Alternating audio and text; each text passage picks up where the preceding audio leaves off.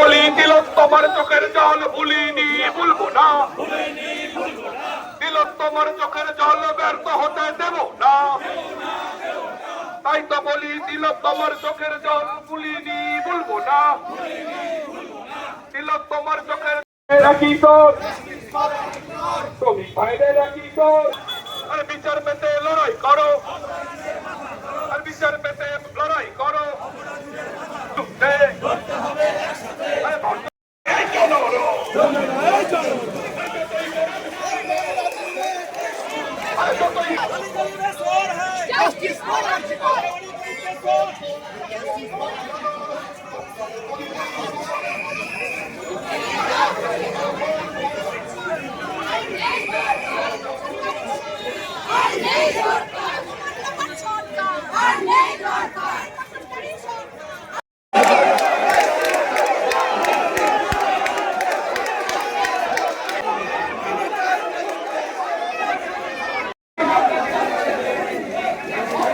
এখানে থাকি পুলিশ লাঠি চালিয়ে দিলে বুঝতে পারবি।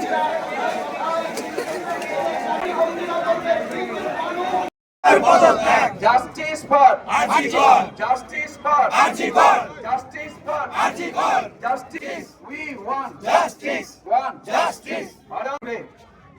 গত 9 তারিখ থেকে রাজ্য এবং রাজ্যের বাইরে সারা দেশ জুড়ে এমনকি সারা বিশ্ব জুড়ে আমাদের রাজ্যের প্রাণকেন্দ্র কলকাতায় যে 9 তারিখের যে ঘটনা, যেটা হচ্ছে যে আমাদের কোনোদিনই কল্পনা করা যাবে না, কেউ ভাবতেই পারবেন না যে যে ঘটনা সেদিন ঘটেছে একেবারে আমাদের রাজ্যের প্রাণকেন্দ্র, রাজ্যের আমাদের প্রাণকেন্দ্র অর্থাৎ রাজ্যের যে আমাদের রাজধানী কলকাতার বুকে একজন কর্মরত ডাক্তার, যিনি সেখানে হচ্ছে রাত্রিতে কর্মরত ছিলেন, তার উপরে হচ্ছে চড়াও হয়েছেন কিছু দুষ্কৃতকারী, চড়াও হয়ে তারপরে তাকে ধর্ষণ করেছেন, তারপরে তার খুন হয়েছে, তাকে খুন করা হয়েছে।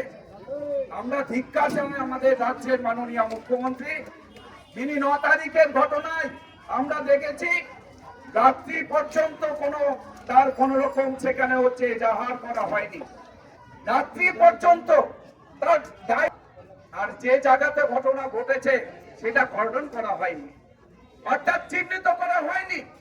আমরা দেখেছি সেমিনার হলে সেখানে বহু মানুষের সব সময় সেখানে সমাগম হয়েছে। কেন সেটা হয়েছে? ওখানকার যিনি হচ্ছেন আজকে যিনি হচ্ছেন ওখানকার এক্স প্রিন্সিপাল, যিনি ওখানকার যে প্রিন্সিপাল হিসেবে দায়িত্বে ছিলেন সন্দীপ ঘোষ, তিনি কি করছিলেন? অর্থাৎ যতক্ষণ পর্যন্ত প্রমাণ লোপাট না হচ্ছে, প্রমাণ যতক্ষণ না লোপাট করা হচ্ছে ততক্ষণ পর্যন্ত ওখানে হচ্ছে তারা সমস্ত মানুষকে অবাধে যাতায়াতের সুযোগ করে দিয়েছিলেন। কোন সেখানে ডায়েরি হলো না, 10 ঘন্টা 12 ঘন্টা ধরে ডায়েরি করা হলো না। তারপরে ওখানে যখন ডায়েরি হচ্ছে তখন হচ্ছে দেখা যাচ্ছে এখানে সমস্ত ইতিমধ্যে ভাঙচুর করে দেওয়া হয়েছে, গুন্ডা বাহিনী সেখানে ভাঙচুর করেছেন। এটা সারা বিশ্বের মানুষ আজকে দেখতে পাচ্ছেন। এখানকার আমাদের যে মিডিয়ার মাধ্যমে এই ঘটনাগুলো সবাই আমরা দেখতে পাচ্ছি। আমাদের রাজ্যের মুখ্যমন্ত্রী তিনি এখনো পর্যন্ত বহাল তবিয়তে তিনি মুখ্যমন্ত্রী হিসেবে আমাদের রাজ্যের মুখ্যমন্ত্রীর পদে বসে আছেন। আমরা তাই আজকে মুখ্যমন্ত্রীর অবিলম্বে পদত্যাগের দাবিতে আমরা এখানে সবাই জেলা শাসকের কাছে আমরা তার সাথে সাক্ষাৎ করার জন্য আমরা এসেছিলাম। আমরা এখানে আমাদের অবস্থান করতে হচ্ছে যে এত মজবুত করে তারা এখানে ঘেরা দিয়েছে, বাঁশ দিয়ে আর 5 খুঁটি দিয়ে ভালো করে পুঁতে শক্ত ভাবে যাতে ভেতরে না যাওয়া যায়, ওইদিকে তারা লোহার ব্যারিকেড লাগিয়েছে। অর্থাৎ জেলা শাসক এতটাই ভয় পেয়েছেন যে আজকে মানুষের সাথেও কথা বলতে তিনি ভয় পান। তবে এখানকার দর্শকরা কে হয়? শাসক এত ভয় কেন শাসকের? শাসকের কিসের ভয়?